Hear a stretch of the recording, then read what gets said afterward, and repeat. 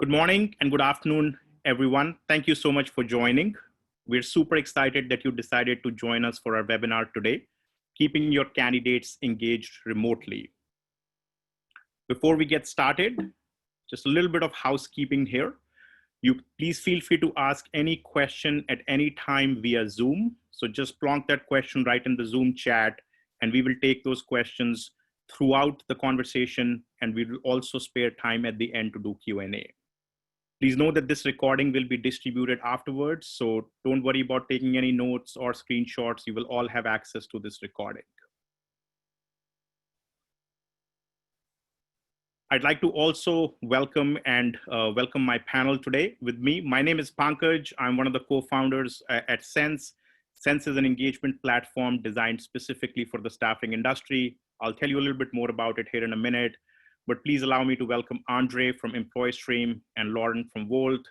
Andre, do you want to give a quick introduction? Sure. Hey, Pankaj. Hey, Lauren. Good to see you guys. My name's Andre. I'm the VP of Enterprise at EmployStream. Been with the company since the beginning, was involved in sales and marketing, and now I'm really focused on really helping building out automation workflows and really driving efficiencies in the onboarding process for our customers. Great. Wonderful. Lauren? Hello, everyone. My name is Lauren Griffin, and I am a Senior Vice President with Volt. I am a 30-plus year staffing industry veteran and have responsibility for kind of field operations and delivery for Volt Workforce Solutions, as well as running our client enterprise engagement team. So happy to be here today. Wonderful. Andre, Lauren, thank you so much for being here.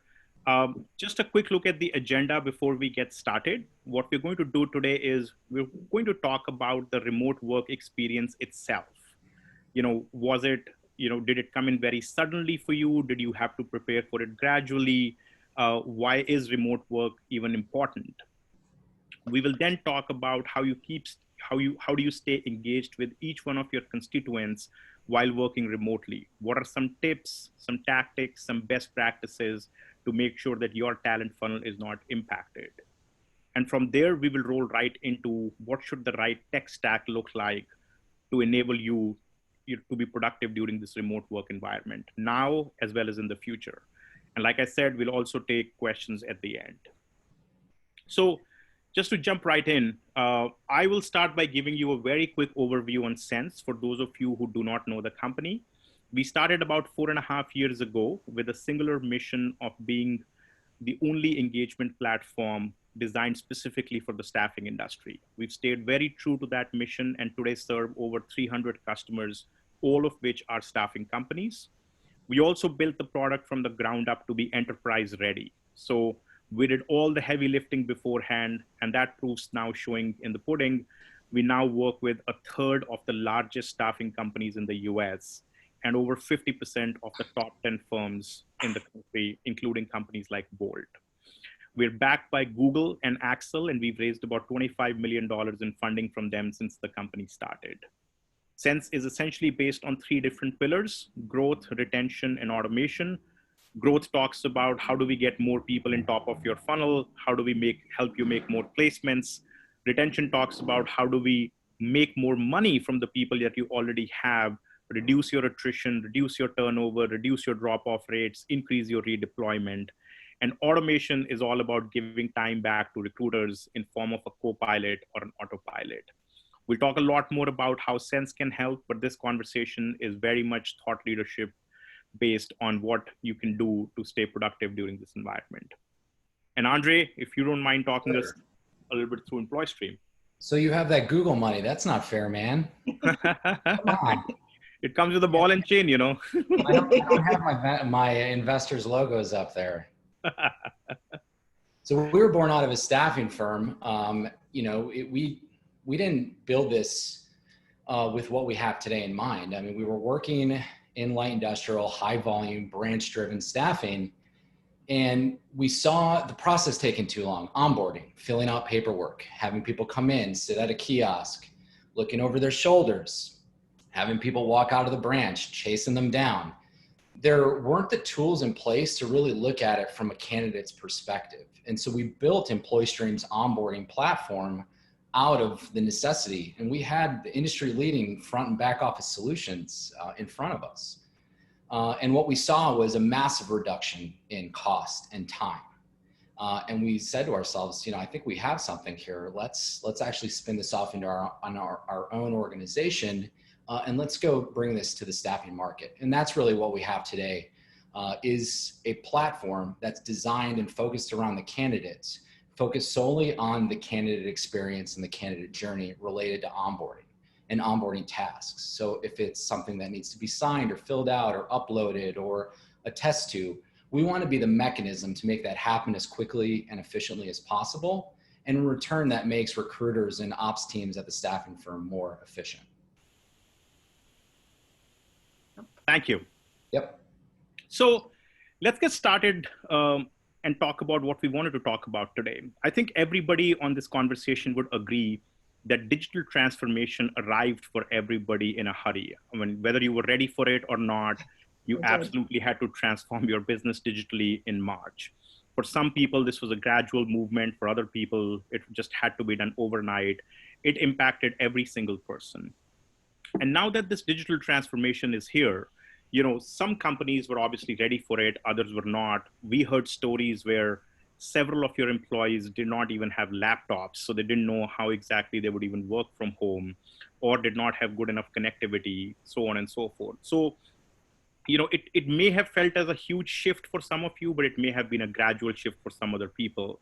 But at the same time, as remote work has been growing exponentially throughout. Before March, it was growing, slowly. The remote penetration was small. 7% of US employees were remote, and now 62% of all workers are entirely remote. So this has been a huge, huge paradigm shift. Lauren, I know you've experienced this firsthand, so maybe you can add some color in what you saw at Bold. We did. I mean, I have to say it did feel a little bit like a light bulb going off, not the dimmer, for me in March, when it all really unrolled so quickly. And, for our internal colleagues, like most of you throughout the industry, we went 100% remote in a course of, depending on the location, anywhere from a week to a matter of days. And this included across the globe.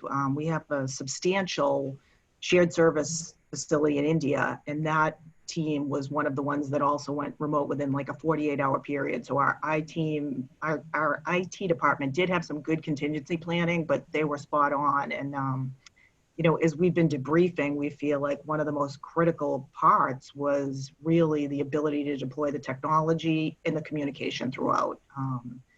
We couldn't have made it without it. And we had one thing that was a little bit, our IT group would say planned, but we actually had moved to Zoom on March 1st as our internal communication platform, which was really helpful in the communication end for us. Yeah. Thank you. No, that's super helpful. And the other thing I always think about is why is this even more relevant right now?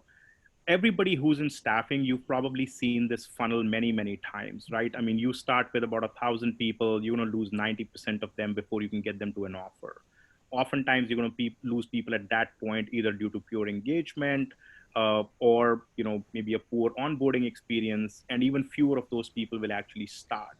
Of the people who start, even fewer will actually finish the assignment, and then a dismally small percentage of those people will actually get redeployed. This, when we talk to our customers, is becoming even more scary now because teams are starting to see even higher drop-offs because of the pandemic.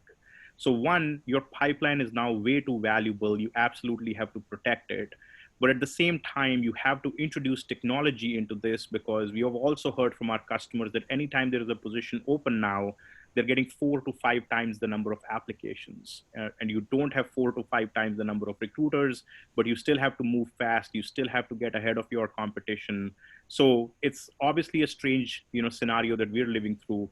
And Andre, Lauren, I know you both have thoughts on onboarding and, remote engagement here. So I'd love to hear those as well.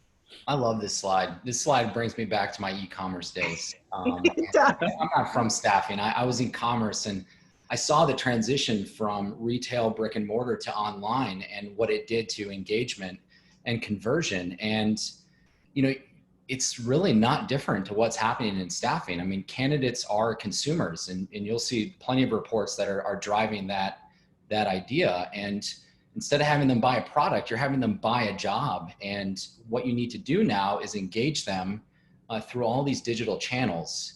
And your tools at each place in the candidate journey have to be there and designed to drive a conversion. You're trying to convert them to the next layer. And it really is incredible because you don't have the face-to-face and the physical branch-driven experience to fall back on, where they can jump in and out of an experience as quick as possible. You don't have a lot of time to motivate, inspire, and drive that next layer of a potential partnership. You have to build brand really quickly, and it's not easy. Yeah, it's true. I would actually say that to just build on that, we've actually added in multiple additional touch points to try to do exactly that in the process. And many of those which we're automating and supplementing with technology. And I would add, to bring back to this idea of, we are getting more applicants, right? There's more, unemployment's up, we are getting more, and there is a real need to make sure that you're addressing those candidates and responding to them, whether they're a fit for the assignment or not. So I think that that's very important at the very top of the funnel. And I would echo what you're saying, is that we have seen, and I think we'll continue to see for the near future anyways, that kind of working those candidates through the funnel, we've experienced more drop-off. That drop-off is increasing. There's different factors really influencing individuals, whether they're an IT professional or a factory worker. Our industrial workers very concerned about safety. So what's the environment that they're going into, that they're going to be working in, and have seen that drop off come, and are also affected by the unemployment, the stimulus money, weighing that family concern. Many of our IT professionals and engineers, many call centers that are still working remote, those individuals are juggling working from home, other family issues, or educating the children, what's going to happen with the schools.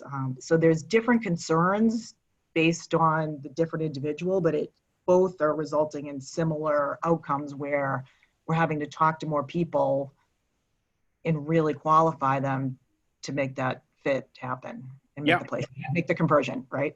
No, absolutely. Absolutely. And I think that's why it's important to talk about, the meat of the conversation today is, how do you actually nail this? I mean, how do you nail remote engagement? What are some of the things that are important? What are best practices? How can technology help you with that? Everybody's living in a remote first environment now. We're going to talk about 4 key tips here. One of them is around sourcing and database automation. This is probably your biggest ally right now. Our largest customers have told us that 50% of the placements that they make today are being made from people who already existed in their candidate database. Yet every single year, their spend on job boards, just resume harnessing services, remains exactly the same, or even actually keeps increasing. So one of the things that we've done very actively is, our customers are now starting to make sure that they nurture their database. They always stay in touch with them. They have the most up-to-date and current information. And that way they can start spending less and less money on job boards and essentially engage people who already at some point told you that they were interested in your company. You can also do this in a skill-based fashion. You can have a completely different set of messaging for, like Lauren was saying, IT professionals who work remotely from home versus people who are in the field or in the factories and are concerned more about safety. So you can actually reach out to them and nurture them separately, nurture them differently. Lauren, I don't know if you have something you've seen here that you want to talk about, but one of the biggest things I notice with large companies is, over decades, they've built these millions of people worth of databases, and there aren't, we know some companies that have 25, 30% of the entire US's workforce sitting in their database, yet they're spending millions of dollars on job boards. Yeah, I think that exact thing is something that we've been discussing for quite some time, about how to really penetrate your own database, how to maximize it. Again, I think it goes back to the candidate experience. They want to work with you because they want to get employed. Yeah. So we had actually started leveraging technology really in February this year, so right before COVID hit, to try to weed through these many, many years of candidates that we had in our database and get a better utilization of it.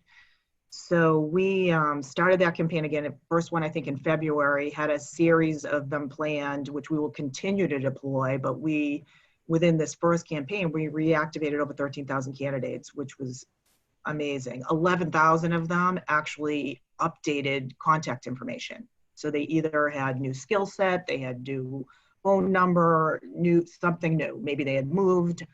And from that one campaign that we tracked, we ultimately placed 150 of them, and hope that we have better relationships and updated data with the rest of them. And some became passive, so they became a passive candidate if they were currently deployed. But we're really committed and think that it's critical in this day and age to be using your own database effectively. Yeah. I mean, this is super important to me as I talk to our customers. What Lauren is talking about right now, that's one campaign for one kind of people. Imagine running this across your entire organization and getting 1,000 placements, that you weren't essentially counting on or that you don't have to pay for. That's millions of dollars of revenue that you can add to your top line. And oftentimes this can be done just as easily if you create a nice nurture campaign and you keep your systems of record updated with the information that you're getting.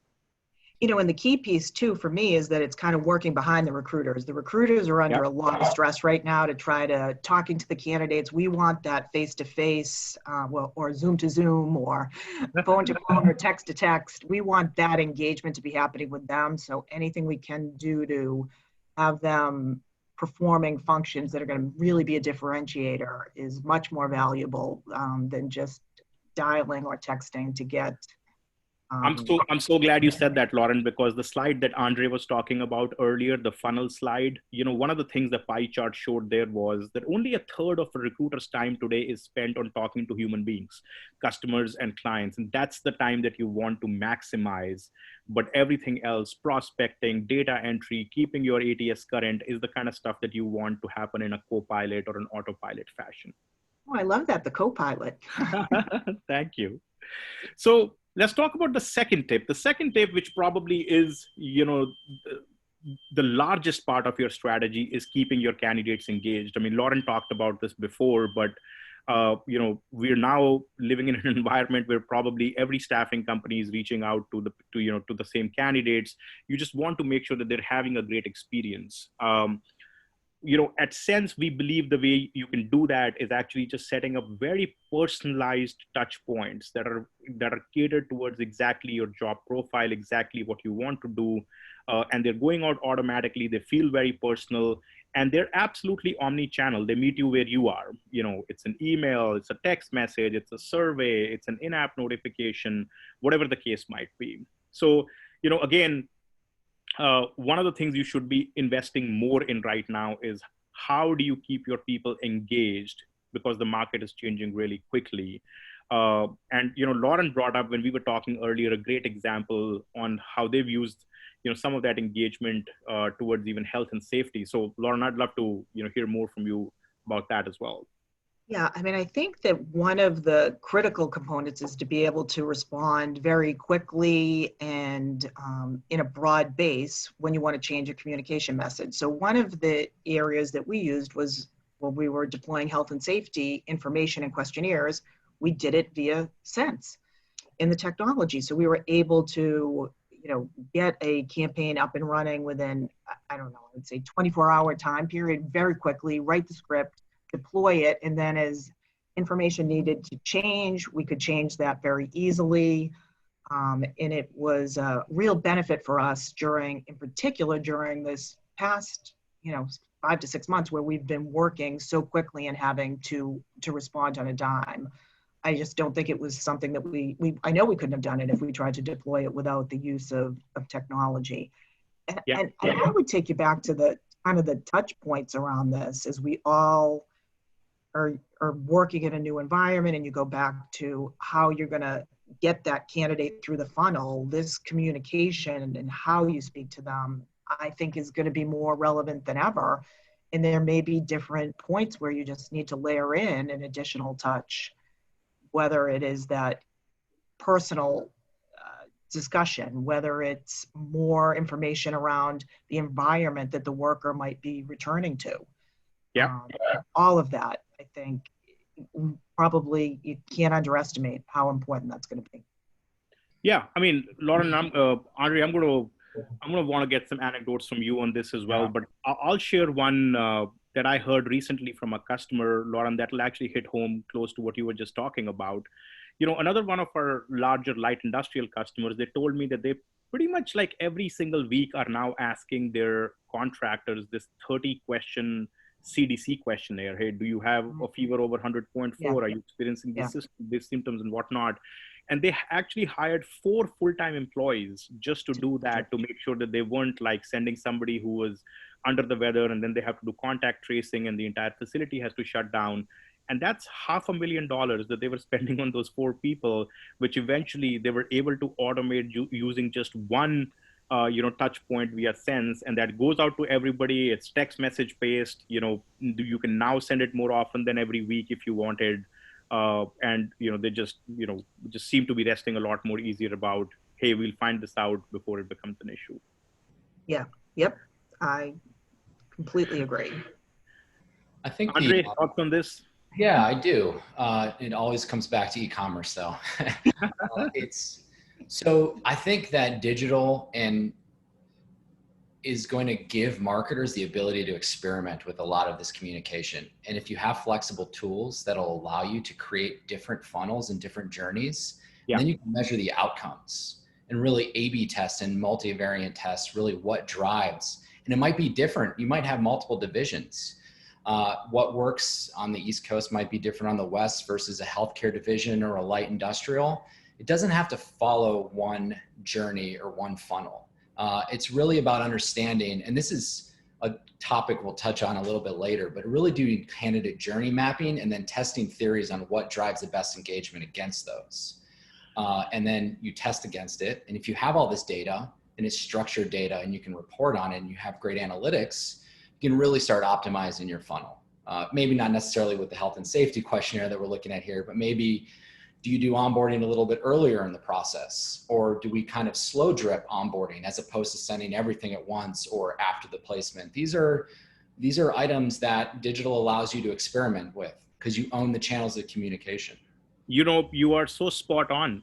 We've seen several of our customers do A/B testing, and they would do A/B testing with, they'll sometimes become as granular as how's my Philly office doing compared to my Dallas office, but they'll also do how's my client at Chevron doing compared to Google, or how's this particular recruiter doing compared to the messaging some other recruiter sends out. And then they literally take best practices from every single thing and mimic that for the rest of their company. So the idea here is take your best recruiter and make everybody else look like your best recruiter. Absolutely. Yeah, I love that. I'd love to see the butterfly effect, if you will, of the 11,000 candidates that updated information, driving more personalized communication and campaigns to them. I'm sure you'll see more placements happen based on those updates. That's a really important one here, is maintaining solid structured data. Yeah. Well, thanks for sharing that. And I would say 2 things. I think you're right, that personalization, right? The more that you can get the flexibility to have the journey or whatever you're doing resonate with that person so that it doesn't seem canned or specific, but specific to them. And I also think the idea of the data around what's happening is a great discussion point with your clients, especially in markets that are still challenging recruitment wise. Despite, record unemployment, it is difficult to build a, we have very high demand right now from our client base. Yeah. So having discussions about what they, as a partner with you, might need to do so that collectively we are adapting to the new normal. I think the data is critical. And this allows you to track it much easier. Which I think is a great segue into what I wanted to talk next, which is you absolutely have to deliver personalized experiences for everyone. Your candidates now expect to be treated just as they would expect, from a retail store, going back to, Andre's analogy of e-commerce. I mean, They want you to meet them where they exist. They want you to give them a mobile first experience. I mean, obviously EmployStream does a really, really good job at being mobile first, but you know, the idea that we've now seen text messaging do 10 times more response rates than email. Even though everybody's sitting at home and have access to email, we still see over 50% of the people respond using a text message right away. Over 97% of the text messages are read within 3 minutes. So you can actually use technology to make this personalized. What you're seeing on this little graphic here is a very personalized message that's going to go in as, "Hi, Andre, how did it go today at Google?" So, you know, it's picking up the variables from your applicant tracking system, but it is making it sound very, very personalized. And then people respond back to you immediately. Lauren, I know you at Bolt, you do a lot of, you know, text messaging and use mobile first experiences. So love to hear from you as well as Andre on mobile first experiences.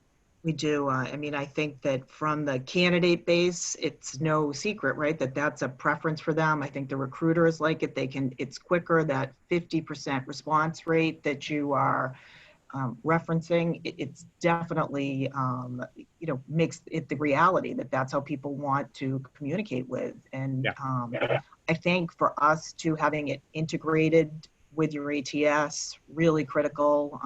We use Bullhorn at Volt, and that, you know, that integration so that it keeps the productivity for the recruiters focused on, again, that relationship has been key.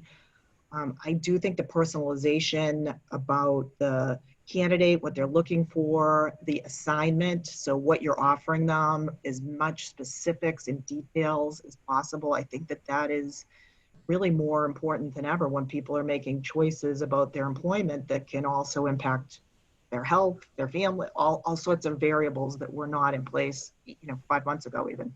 Yep. Yeah. Lauren, Andre, I got a really interesting question from somebody in the audience that might be worth addressing right now, since we were talking about it. You know, so the question was, at what point are we asking these COVID screening questions? Is it happening at multiple stages from intake through placement, or is it happening just at one specific point? And I have my own opinion on it, but I'll defer that to you first, Lauren. So I would say for us, it's multiple. For us, we are definitely doing it placement. So we're using an electronic screening after they take the offer, they would answer a questionnaire, but then if they're going to a facility, if they're going to work at a physical facility, there's additional screening there that is in conjunction with the client. So that would be, you know, we're partnering with them on that. So it's twofold for us. Yep, and that's exactly what I was going to reiterate. The conversation I was having before about the 30-question CDC questionnaire, it typically comes into play literally the day before somebody's going to a facility. So, you know, because of the situation being with COVID, I mean, you could test negative today and positive 4 days later. They're literally trying to do this right as you're going to go into a facility. And if something is suspect, they can stop you, or they can start doing contact tracing, so on and so forth. So great question. But let's move forward to talk about one of the more critical aspects of remote work management, which is how do you actually automate your onboarding? You know, you still have to bring in hundreds of thousands of contractors into the fold. You're probably now starting to worry about remote I-9s and, you know, things that essentially weren't a norm before. And obviously, this is one of the places where EmployStream shines. So, you know, Andre, maybe you can walk us through how you guys think about this problem statement. Yeah, and look at the bottom there. There's a lot that needs to happen. There is a lot. Right? And you relied on brute force before. They're going to come to the branch and we're just going to get this done, and they're not leaving here until it's done. 4 hours later. Right? And so the whole thesis behind our organization was, hey, let's take it out. Let's drive mobile first. Someone is in front of their phone like 20 hours a day. Let's see if we can get this done quicker and easier through mobile. So mobile is the biggest one. If you see any of our presentations or have seen our product, it's all about providing a mobile first experience, because the reality is most of our candidates, we want to meet them where they're at, and they are on their phones. And Lauren, I think it was like 60% are filling out on mobile across all of Volt. And that was a key consideration for us. I mean, that mobile experience, critical. That's huge. And that's in a mixed multi-vertical Yep. environment. With healthcare, it's like 90% or 95. So this concept of onboarding needs to be your conversion platform. If we're going back to our digital channels and understanding our funnel and knowing where the moments that matter are, you need to create an experience that in onboarding needs to facilitate the conversion of getting people from an application to becoming a candidate, and from a candidate to an employee. Not all of this, of course, is done through our onboarding platform or any onboarding product, but it needs to be, it certainly needs to be accounted for, that it needs to be part of the digital process at some point, including I-9, which is one that scares people. However, there have been rules and regulations and technology in place that allow you to do remote I-9s prior to COVID. COVID has forced people. I know our conversations post pandemic have been all about, hey, how do we actually solve this remote I-9 process without killing the experience? Right. If you're going to ask a candidate to fill out, to go meet somebody 30 miles away when they don't have a car, to go get a notary to fill out Section 2, you're done. That's it. They're not making it. You lost it. Yeah. Yeah. Andre, I was going to absolutely echo what you just said, which is onboarding is super important part of the funnel, but at the same time, you just want to keep engaged with your candidate, like Andre was saying. You could send them a notification and say, hey, you're 50% done with your onboarding, click here to finish the rest. Just make sure that you are essentially giving them these triggered reminders through this process so they never drop off. So this whole paradigm of conversion, and they go down funnel and actually become one of your employees. Exactly. And then to be able to test when some of these, now by law, some of these things need to be done at a certain time, but play around with doing some of these earlier in the process or later, with digital, we will be able to do those sort of things. And there's a distinction between candidate experience versus candidate engagement. I kind of look at it as candidate experience is what you're asking somebody to do. Candidate engagement is how you're asking them to do it. It's the communication to get them to do something. And those marry up nicely. I mean, that is the key, is to having both of those things work closely together. Wonderful. Yeah, I would agree with you. So go ahead, Lauren. I was going to just add one thing. I think that whole life cycle that you had there too, the speed component kind of ties into the ease, right? So the easier it is for the applicant, which we all know if they can do it on mobile, helps increase the speed that they kind of get through that piece that just has to happen. Nobody is looking forward to it. Yeah, absolutely. But I think that that's key. Yeah, and you just reminded me of something else. Automatically triggering the next step without having it to go into a database or an ATS and having a recruiter to action something. So automation is a big key to this, a key driver of helping with that conversion. Whether it's like, the idea of somebody completing an application, if they complete all the pre-screening and their answers are all above board, then launch pre-boarding, drive the next step with them as opposed to having it go. And I think one of the big complaints from candidates are, I'm always waiting. I'm not hearing back. And then I get this random text message asking if I'm interested in a position in Milwaukee. And that's where you want to continue the experience. This side specifically, it's a little more provocative. It's more about this idea of, so create your candidate journey. And you'll find that you're going to want to create a flywheel around this. And it's like the candidate experience lifecycle. There is no, people aren't going to stay as applicants, candidates, employees in a nice, clean line, linear line that you're going to be able to control. They're going to be able to go in and out of this as quickly as possible. Think about how quickly people will download an app, use it, or like a TaskRabbit or an Uber. They're in and out of that app quickly. They're going through that process. Technology has just made it so simple for them to come in and out at their leisure. So when you're looking at your tech stacks and you're looking at the technologies that need to work together, think about the conversion loop, right? How do we get them down to where we want them, which is, a partnership, an experience with our brand and working for us, but then also across the other side of it, the redeployment loop. It is going to be continuous. And this isn't ATS centered, I don't believe. I think this kind of lives in its own digital experience where data and automation is driving this. Yeah. Yep, I completely agree. So, And I would just tag on to one thing around the productivity about the recruiters. That was a big component for us in working with EmployStream, is that automation of the next step.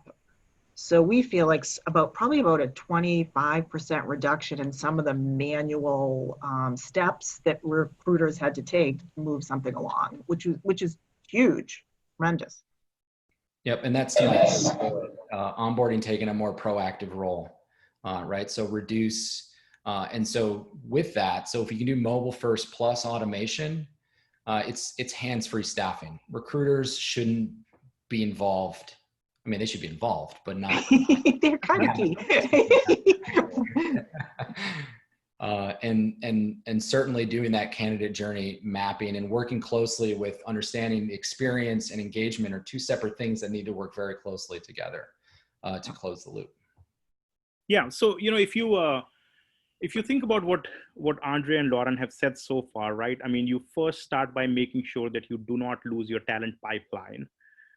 You harness your actual existing database. You give people a very personalized white glove experience.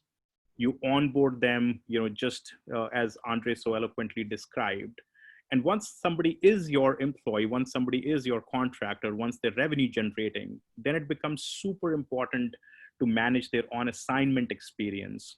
And then if you manage that well, those are the people that will actually stay with you and do multiple subsequent assignments with you. Those are the folks that you get to redeploy. So if you think about the talent life cycle, and we'll summarize this once more towards the end, but that's really, the idea really here was to give you a best practice across every step of that life cycle. Mm-hmm. So when people are on assignment, we take a lot of pride and take great care in actually measuring how people are feeling. We will do plenty of touch points, plenty of surveys. Obviously, these are all driven by the customer, and we mimic the process that the customer really wants to follow. But these are all best practices to welcome somebody on the job on day one, ask them how their first day went, ask them how their first week went, ask people for referrals. And if they refer people back to you, you will know that they care about your company. Use a mix and match of text messaging versus email. So when you're sending out text messages, you can get quick responses like, how was your day today on a scale of 1 to 5? Somebody says 5, great. Somebody says 1, get an immediate alert back to your recruiter, pick up the phone, call this individual, solve the problem, make sure they show up tomorrow. And other times when you're doing things that are not time sensitive, hey, welcome to the company, maybe send an email. So don't sort of overburden any one of the channels, but actually use them to your advantage. And, I'd love for Lauren to share a little bit of a story on what they've done at Volt, because, and you probably already know this, the net promoter score in the industry is very, very low. The satisfaction scores with suppliers and buyers are negative. They're, by some studies, they're like -2. More people dislike them than people who like them. And as far as employee and contractor net promoter scores are concerned, they're always in the low 20s for the entire industry. So again, the numbers that you see here that Volt has, Lauren, it'd be great to sort of shed some more light on them, but those numbers are very much in the top 10 percentile of the industry. Yeah, I think we're very encouraged to see, the data that we've been receiving through using these journeys. So we've got, I think, about 10 different journeys that we're really tracking right now, which are focused on kind of on assignment, right? So once they go to work, what is happening in the checkpoints? And I think it's a couple key points for me. One is that ability to intercede early on in the assignment if something isn't going well. So what we found is that we were able to kind of jump in, have a conversation with someone if they, gave feedback after the first day or two that maybe training wasn't good or something wasn't spot on. So that recruiter actually then becomes the human contact, or maybe the on-site if it's an industrial individual, has a conversation, and many times you can kind of right the ship. Yep. And reduce that turnover. So that was key. I think the ability to gather the data and share it with our clients and with our recruiters on what we need to do to tweak the process to keep getting better has been terrific. And then a couple of the journeys are that kind of engagement where it might be a recognition of someone's birthday or their Volt anniversary. And that just builds a little bit of, loyalty and the consistency to be able to make sure that you're deploying it across the board is really great. And we've been happy, we are requesting referrals especially from all of our top candidates and getting that referral reminder. Of course, we're constantly doing that on an ongoing basis in other venues as well, but that communication also drives referrals, which are some of your next best placements. Absolutely. I was going to say, for everybody who's on the call, you probably know that referrals drive your cost per hire way down. And it's essentially the easiest way to motivate your employees and at the same time reduce your cost basis. You see some results from Volt here where, there were like 24 referrals driven from just one campaign, but we see customers where they'll do specific referrals where they'll essentially say, hey, you work at this client, anybody who's worked at this client in the past, they'll probably be welcomed back with open arms. So just refer us somebody who has past banking experience or past healthcare experience. And, those, even the time to fill, there dramatically shortens. Yep. And then, continuing on the same theme, you also have to streamline your redeployment. I actually love this slide because it talks to all three of us. One, you give people this experience throughout their assignment, and you reach out to them early enough before their assignment ends and say, hey, don't worry about it. We're on top of this. We're going to find you your next assignment. Human beings are generally lazy. They're probably going to be like, hey, I'm taking care of, somebody's going to take care of this. And you will be shocked at how significantly you can improve your redeployment rates. And then if you think about what EmployStream does, just make sure your redeployment paperwork is ready. It's a lot of it is probably the same thing. You probably have to now sign, much fewer documents than you had before. They're mobile first, they're incorporated in there. And then what you're seeing on the right-hand side are actual results. These are actual number of people getting redeployed, over a couple thousand of those. I mean, these numbers are just phenomenal and significant. So, Lauren, Andre, feel free to comment in, but this is definitely one of my my favorite slides here. Yeah, I mean, I think that twofold, right? If you've got a worker that's already working for you, you want to retain them because typically how they're performing, you send them to another client, you have a higher guarantee, so to speak, that that's going to be a good employee. And the cost for hire stays down. It's a better experience. You get more commitment from the employee for long term. It just is a win all around. So I think really trying to hone in and any incremental improvement you can get in that arena just is huge on multiple fronts. So I think automating that, because one of the reasons I think sometimes the industry can have a bad rap is if you put someone on assignment and forget about them and you're too busy trying to focus on recruiting new people, it doesn't lend well to why we're getting. So I think that having the systems to help you make sure that you're not missing someone that you've already invested in. And again, they might also have changed their skill set. What else can you place them on? Have they improved? Is it a new opportunity? So I think critical, really, really, really critical, the redeployment. Yeah. Each worker is precious. Yeah. So, just to summarize, I think we've gone through the talent life cycle. Lauren, lead us into sort of what kind of a tech stack one should build for this. And then we'll go through this quickly because I'm seeing dozens and dozens of questions coming in. So we'll try and keep time for that as well. Great. Well, I think really one of the things that I wanted to highlight today is really just in addition, I think you're probably already getting the message that it's really important to have a tech stack to support you and what you're doing for your business. But for me, I would say don't be afraid to dive into it if you haven't gone that far. We implemented throughout the pandemic. So we were going live in March, April, May, June, July with all sorts of different products. And it just happened that we were queued up for that we had some in play. But really just a testament to both EmployStream and Sense that we went live without missing a beat and improving throughout it, which was really, what you needed, a testament to how critical the products are to have. Yeah, thank you. And I'll take this 30 seconds to be a little bit of a Sense commercial. But essentially, all this is trying to show you is this is exactly summarizing your entire life cycle again. You're going to start from sourcing and attracting candidates. You're going to engage with them. You're going to get them to a point where you're onboarding them, hopefully using EmployStream to do that. Once somebody gets onboarded, you're essentially going to then care for them. You're going to make sure you get referrals from them, sales leads from them, and get them to a point where you'll redeploy them. You obviously won't be able to redeploy everyone. So people who leave you, hopefully you will automatically add them into your alumni network, start nurturing them differently, and perhaps you'll be able to reactivate them 6 months down the line or 6 years down the line. Recruiting is a cradle to grave business. I mean, people are going to work for as long as they're going to work. So if you stay engaged with them, all of these people keep coming back to you. So everything that you see on this slide is a mishmash of 3 different Sense products. Sense Engage, which is your automation. You've heard us talk a lot about journeys. Sense Messaging is how you do two-way text messaging.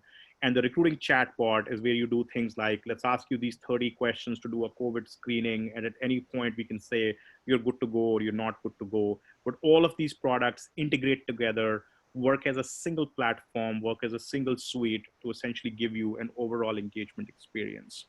And I'll let Andre add in a little bit more about onboarding itself. Yep. So to really nail onboarding and to drive the best candidate experience, regardless of what industry you're in, it's twofold. It's one, providing a really, really nice mobile experience that someone can literally do any type of paperwork, including the dreaded I-9, from their cell phone. And the flip side of that is we're ensuring that what they're completing is accurate. We're ensuring that the I-9 is going to be completed.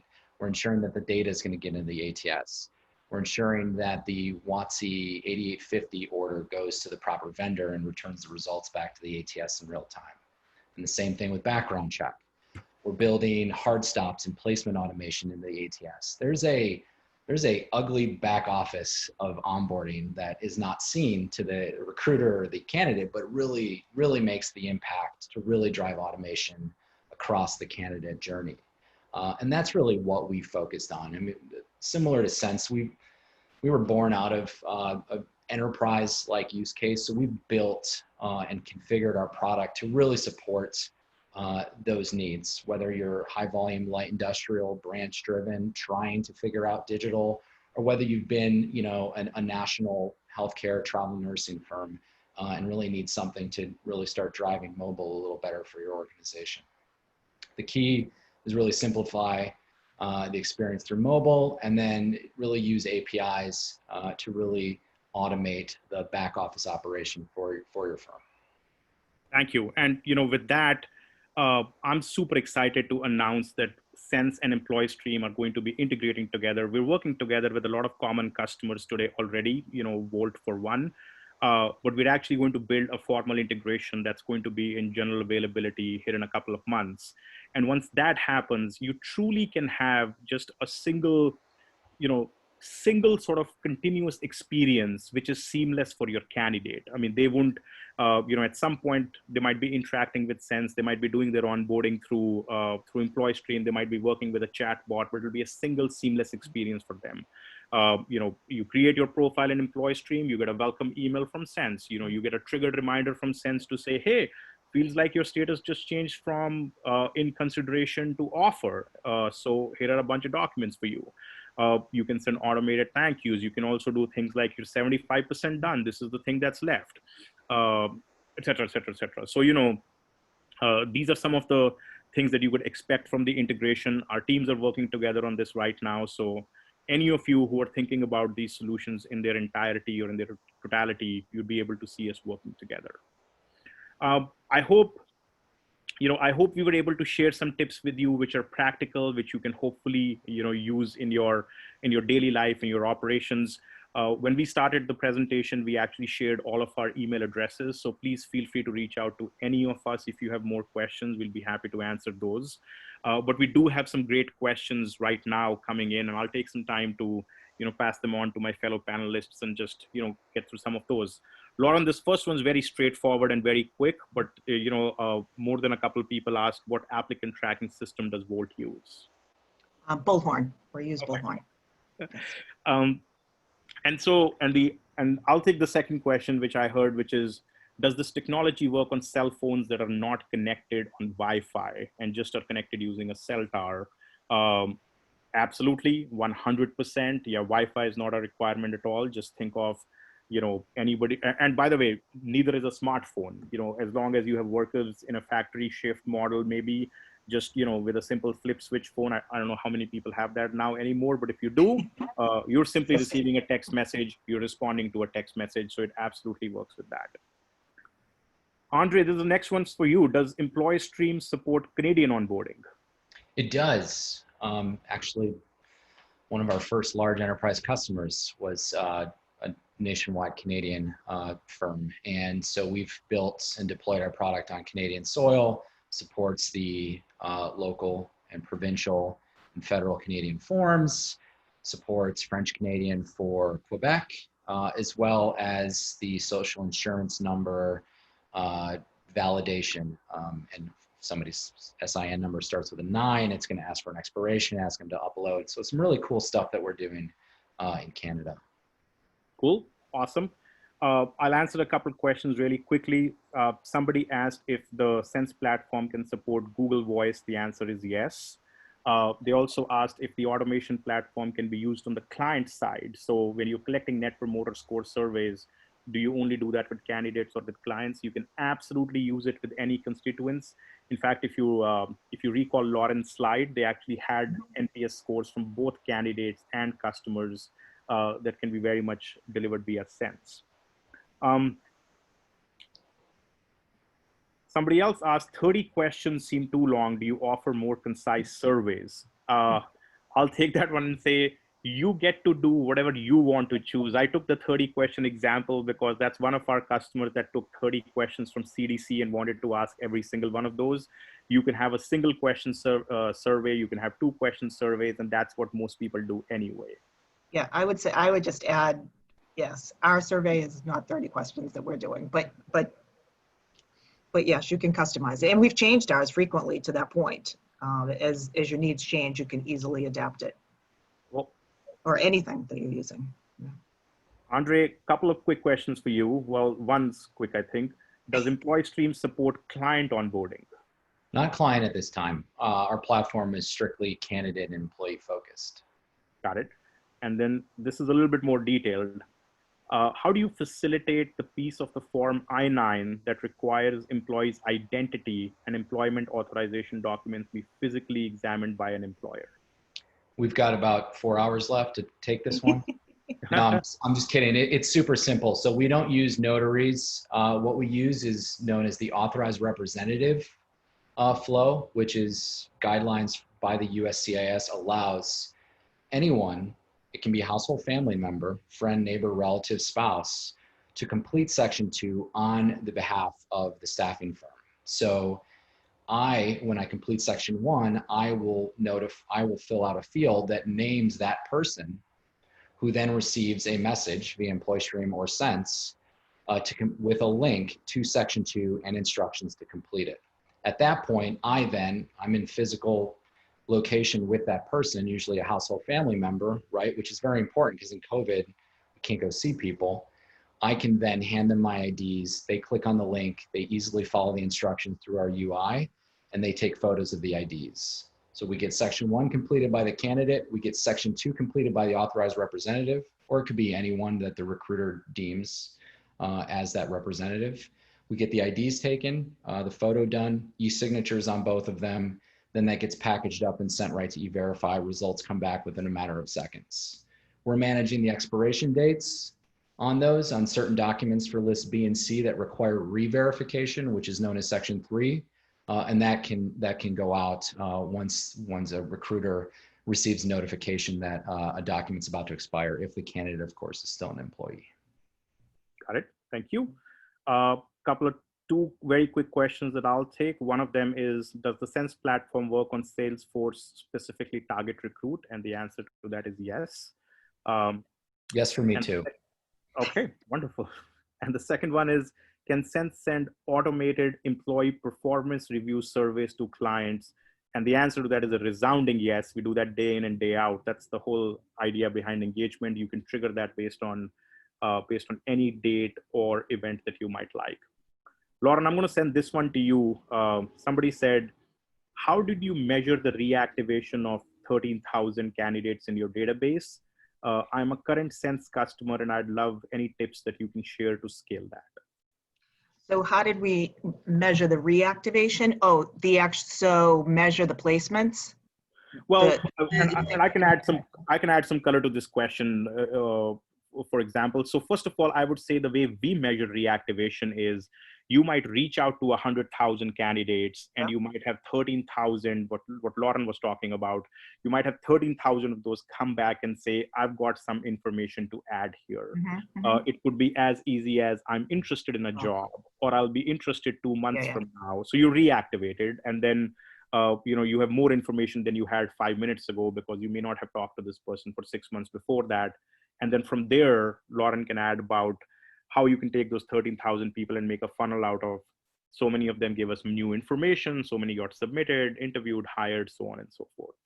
So we used a status change in our ATS to track it, the reactivation, and which made it super easy. Okay, cool, awesome. We've got about a minute left. Here is the last question that I'll just voice out, which says, what is the cost for each of your programs? So, so I don't know if that's an easy question to cover here, but I can tell you this, that we were built as a SaaS company to scale up and down based on the size of our customers.